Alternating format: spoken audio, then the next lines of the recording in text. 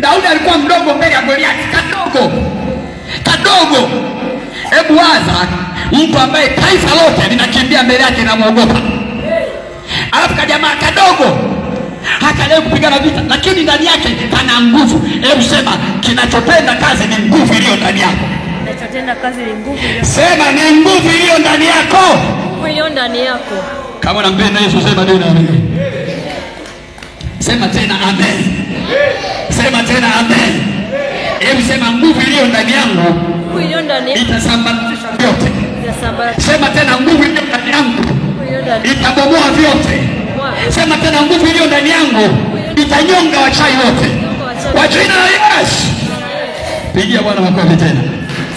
Sasa ukiona adui anakuinukia ghafla, mimi sifundishaga ambacho sijaonyeshwa na Mungu. Kwa siku ile bado nimeomba Mungu akanionyesha kama saa 10 hivi, nikaonyeshwa jambo. Nikaonyesha kuna mtu anainuka, analungwa na anaponda watu wa Mungu. Anaangalia kila mwenye Biblia ana muombaji anapigwa. Mungu akaniambia huyu ni adui ainukaye. Kuna adui atawainukia watu wa Mungu mahali. Nakwambia mapema ili ujue haya.